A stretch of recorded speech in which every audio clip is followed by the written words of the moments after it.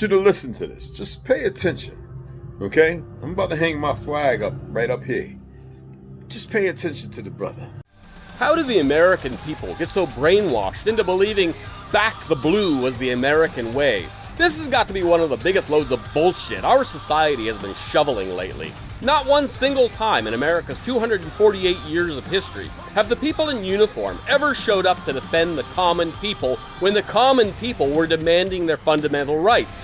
1791, when poor people of western Pennsylvania cried out against the oppression of taxation from the newly formed American government, here comes George Washington to crush their rebellion with overwhelming military force. Fry Rebellion, 1799. Here comes the men in uniform to crush the peasants against another revolt against oppressive taxation. Muskogee Rebellion, 1800, trying to unite the native tribes, and here comes the men in uniform to crush that rebellion. 1811, Slave Rebellion, men in uniform with local militias hunt down and unalive those rebel slaves. 1831, Turner Slave Rebellion, again crushed by men in uniform. Dorr Rebellion, 1841, an attempt to expand voter rights, crushed by those in uniform.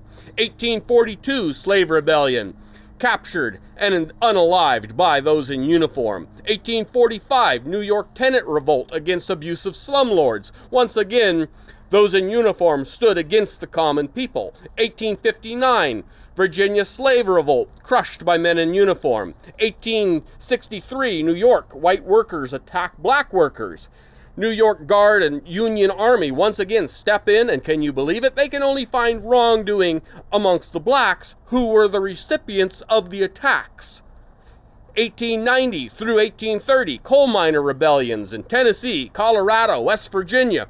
Coal miners attempt to unionize and fight for labor rights. And sure as the sun rises, here comes the men in uniform to violently crush those rebellions. And when President Harding intervened, did he intercede on the behalf of the workers? Hell no! He threatened the workers with total annihilation if they didn't stand down. 1969, Greensboro, North Carolina, civil rights. Once again, the people in uniform come to unalive the blacks who are demanding their rights. 1970, Kent State protesters unalived by people in uniform. These are just some of the highlights, and there are so many more. If anyone knows of a single case where the people in uniform came and joined in solidarity with the common people when they were demanding their rights, jump in the comments here and let me know.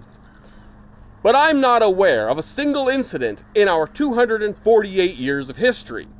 So in that 248 years, and that is our guiding metric, can anyone tell me why in the fuck I would blindly back the blue or think that anyone in uniform is actually representing the common people?